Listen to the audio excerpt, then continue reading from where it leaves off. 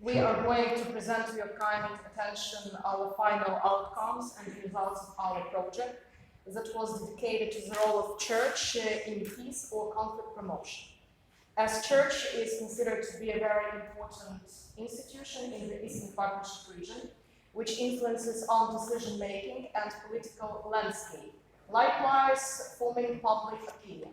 We have chosen this topic as the civil society takes very seriously the main messages that are sent by the church. And on the one hand, there are also fundamental changes in Ukrainian Orthodox churches as it gained finally its canonical independence, while Russian Orthodox Church still seeks to keep its influence in Ukraine.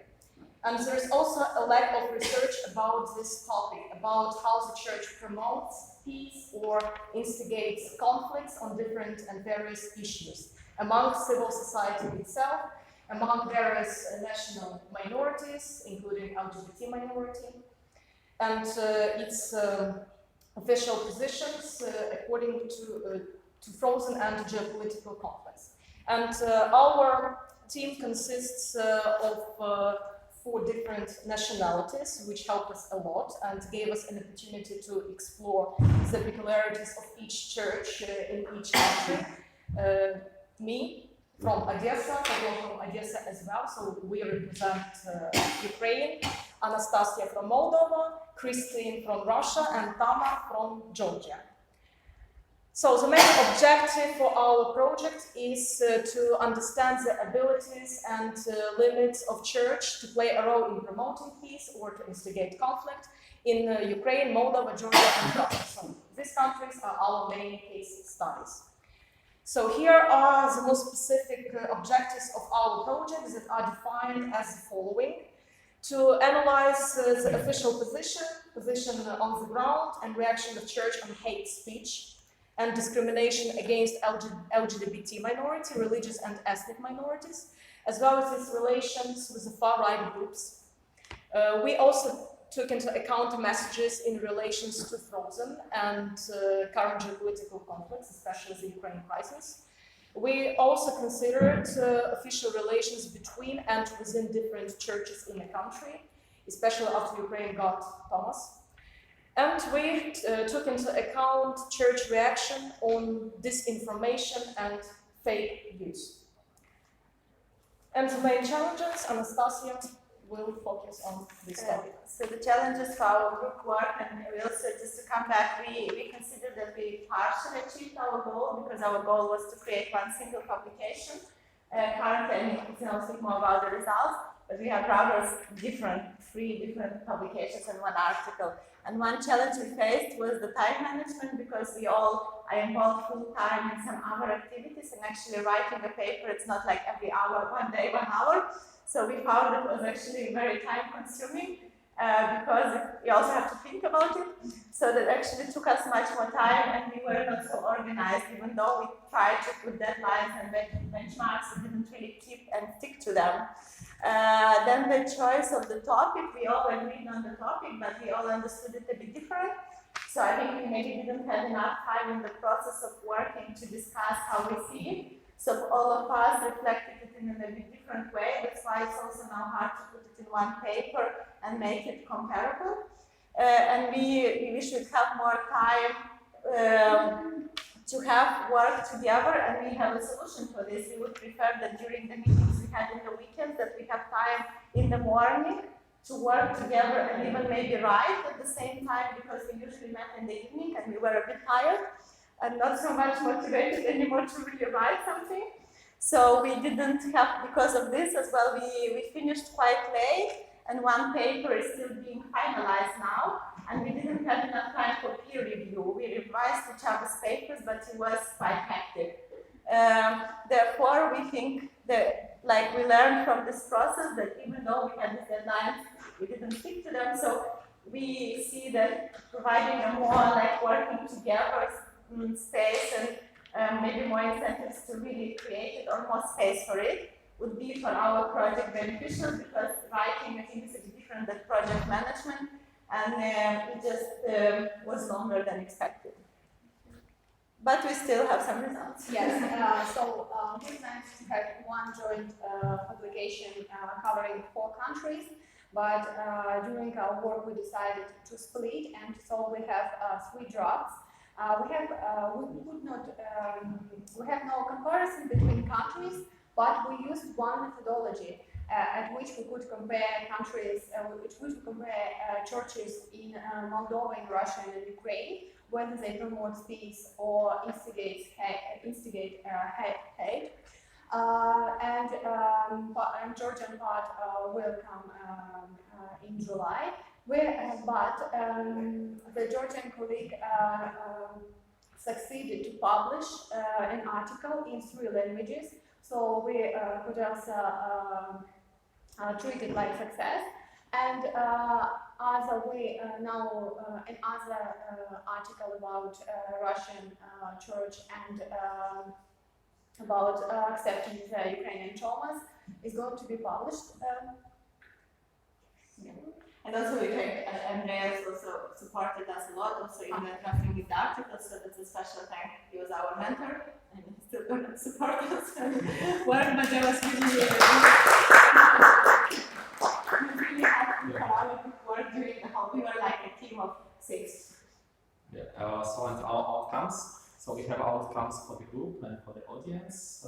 So for the group, I think that we are really, for our group, is very good on this topic. Because during the last 6 months, we were very close to the questions of the churches, especially churches in Ukraine, Georgia, Moldova, and Russia.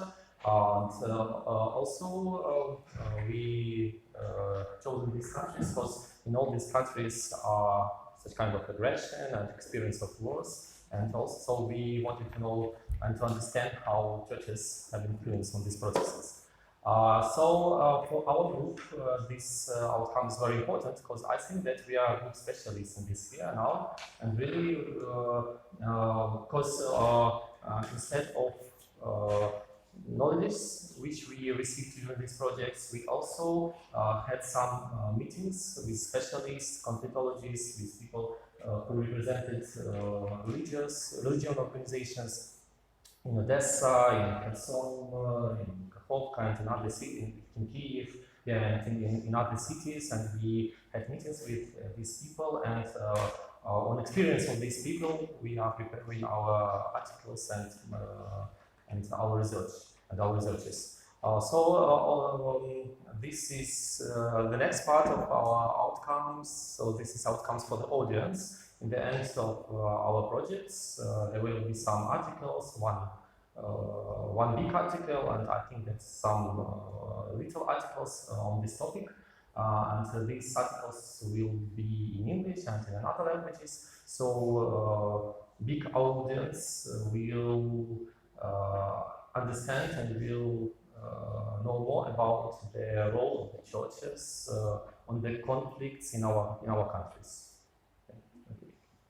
Now we've done the papers. Yeah, so I read some main conclusions from my article. There are some conclusions on the slide. So to sum up, the religion is considered to be the most potent ideological tool and factor between Russia and Ukraine.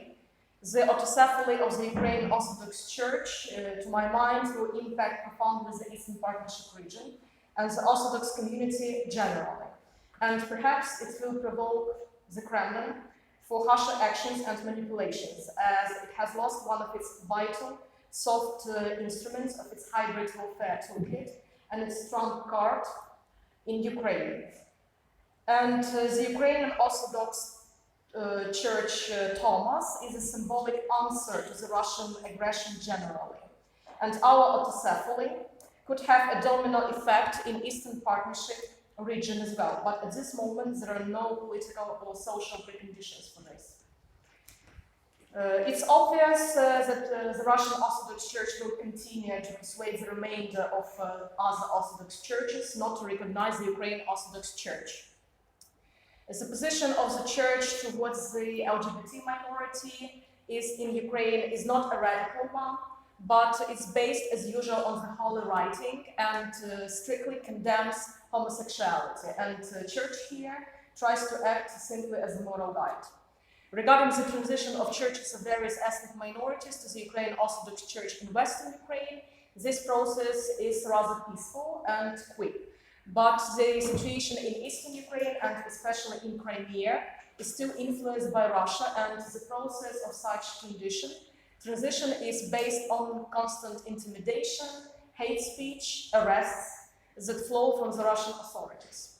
Generally, all in all, the role of the Ukrainian Orthodox Church in mediating conflicts upon the ground of the hate speech and upon the ground in Eastern Ukraine regarding war is very limited, and especially in Crimea. But it still has a great potential to become a powerful peace actor in civil society. So it's not a powerful peace actor, but it still has the potential to become the one. Yeah, and here is the photo that characterizes some conclusions of this article. It was taken in Odessa after LGBT parade, and after this, our priest was consecrating the streets. So as you see, it's not a radical position against LGBT minority, but it's constantly based on the holy writing that such relations are prohibited. Okay. Now part about Russian Orthodox Church. So the conclusions you could see at the screen, and I briefly outlined the main points about Russian Orthodox Church on other religious communities in country, on nationalism, homosexual issues, war and peace, hate speech, and fake news. So in Russia, 55% of religious organizations are the Russian Orthodox Church. So Russian Orthodox Church in Russia is like the largest religious organization, and other religious organizations are minorities for the Russian Orthodox Church. So, and it says that no one could preach orthodoxy on its canonical church. And maybe you could say what for you is canonical church of the Russian Orthodox Church? Do you know what is the territory of Russian Orthodox Church? Modern Russia, they also have in their districts Moldova, Estonia, and maybe Kazakhstan. Yes, even Uzbekistan. So it has all all ex-Soviet republics, except for Georgia. So it's for Georgia, and it includes even China and Japan. So no one would preach orthodoxy in China and Japan than Russia. And towards other religious communities, the Russian Orthodox Church is also strict.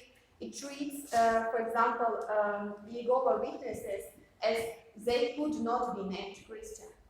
And after the Jehovah's Witnesses were banned in Russia, the representative of the Russian Orthodox Church said that now at the market of actual confessions, there will be no Jehovah's Witnesses. So we could see here that the role is trying to eliminate competition in the religious field. What about nationalism? The Russian Orthodox Church rejects nationalism, but as a competitive ideology. So it wants to be one ideology for the Russians. And it is silent when there is a massive riots on the nationalism issues, and so it did not do any actions to protect, for example, or to appease sides, for example, in clashes on the national grounds. What about issues on the point of LGBT? Yes, under the Bible, all homosexual relations are banned, and homosexuality is seen by the Russian Orthodox Church as a vicious distortion of the God-created human nature. But the problem is how the Russian Orthodox Church is saying about this vicious distortion. For example, when France in 2013 accepted same-gay marriage, the Patriarch Kirill, the head of the Russian Orthodox Church, says it is a sign of apocalypse. And for example, the Orthodox Church thinks that people the people from LGBT group, they could not work in education, they could not work with children and youth, they couldn't work in army and in prison. But at the same time, an expert in religious issues, Mitrokhin, he says that in the Russian Orthodox Church there are gay people. And we see such hypocrisy from the side of the Russian Orthodox Church. What Russian Orthodox Church is saying about the war is okay in Russian Orthodox Church because yes, it's bad, but if you need to protect your land, it's okay. But the Russian Orthodox Church just repeats the Russian discourse about, for example, about Donbass. It's saying that there it's happening the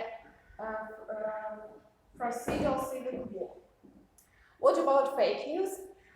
For the church, we know that the church is preaching, it's teaching by the word. So word is a principal means of communication between people and God.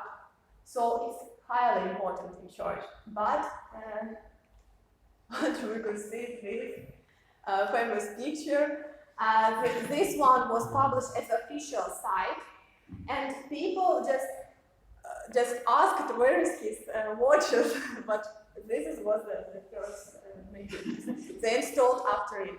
So just it is important for the church to be honest, but we could see such cases. It's not a one case. I just bring you this outstanding case of watches of Kirill. And what about hate speech? I completed. What the church says it opposes propaganda of war and violence, but from the other times, the question about, for example, Jehovah's Witnesses is saying us that the Russian Orthodox Church says that Jehovah's Witnesses is a total and destructive sect, and it is extremist. So. Such narrative of the Russian Orthodox Church always throws what was written in the official documents, and we see the great difference between what was written in the text and what is actually happening. Thank you.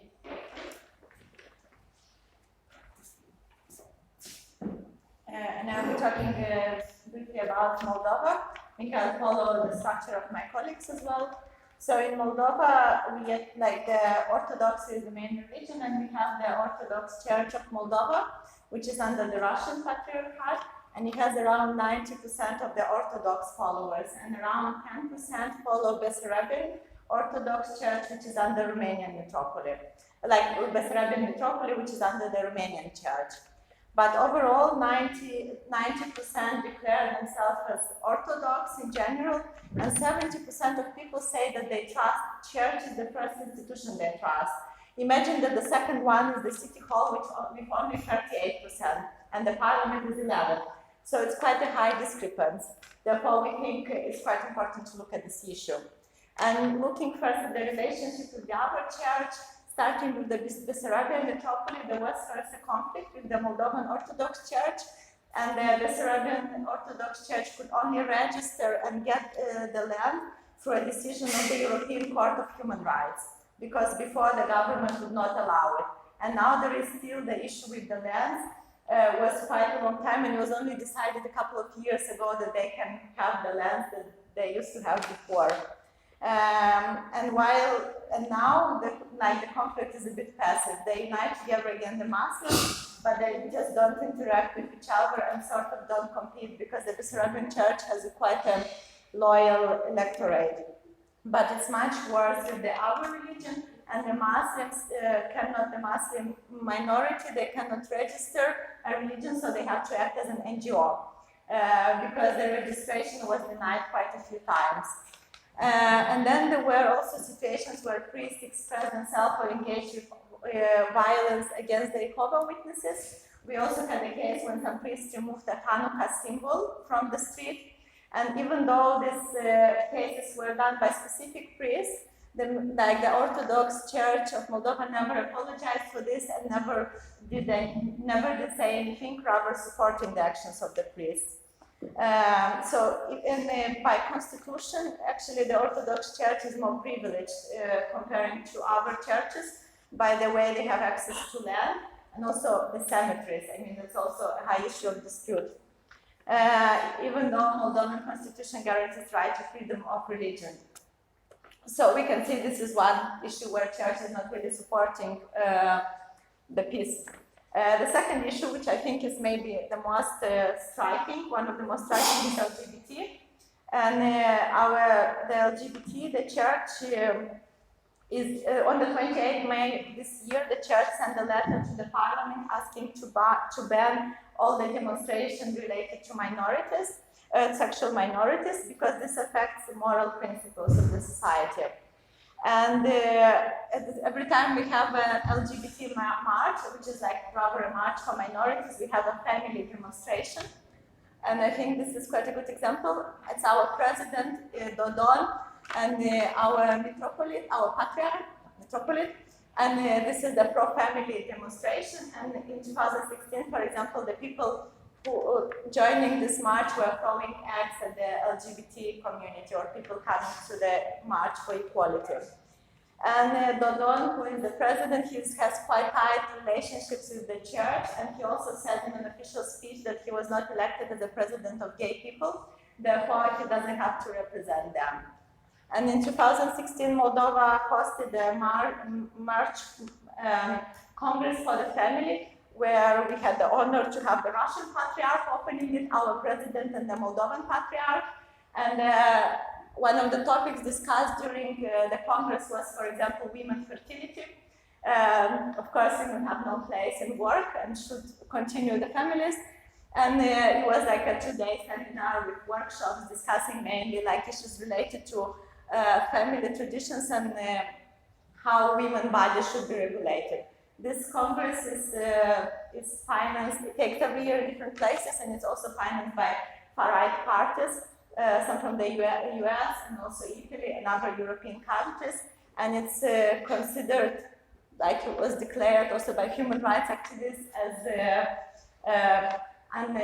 undemocratic and as affecting the human rights of women, like affecting the rights of women and rights of LGBT minorities. And the third important issue, which I found out in my research, is how church positions itself towards East and West. Therefore, church presents Russia as a safekeeper or gatekeeper of values, and the Russian Orthodox Church, while by EU they say if civilized it means sick and inhuman. And that's how they portray the values. And this is visible a lot through the website communication. So if you go to the main website, what they say is how civilization is going to an end. And if the women would be allowed to go to the Athos mountain in Greece, that would be an apocalypse as well. And they portray EU, spreading decadent values, while Russia is always portrayed as a traditional and friendly country. And Putin, our metropolitan, received also a friendship diploma from Putin. And they usually also meet to discuss the future of Orthodox relationships. And this is also, we had the priests organized a press conference during presidential elections in 2016.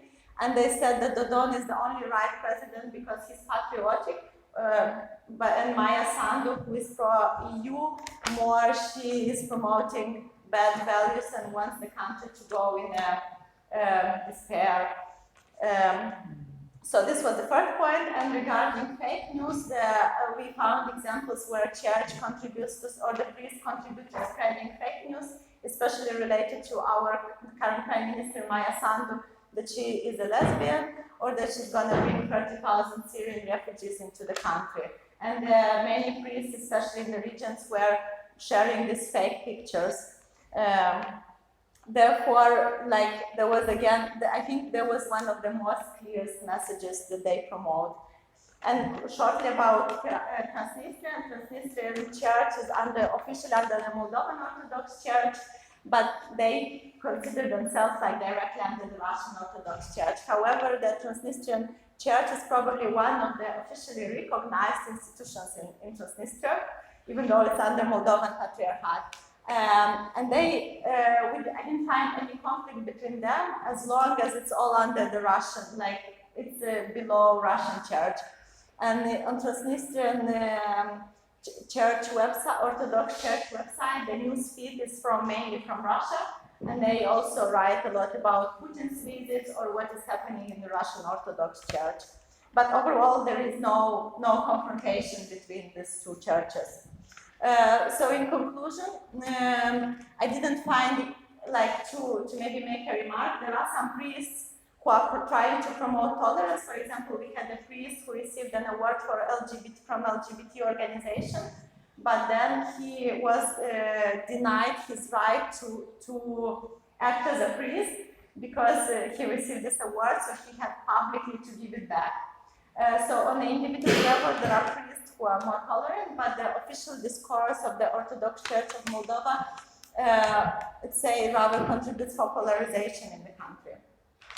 Thank you. And I'd also like to mention maybe for all of us that the limitations, like this is the part of work we looked at, but there are some limitations, and I think one of it is the church role in education, which we didn't look at, though there will be another area to look, and the business related to church, because there was also, I think we all found some information how church is doing money in an untransparent way. But we didn't touch upon these issues in our paper. Thank you. And if you have questions.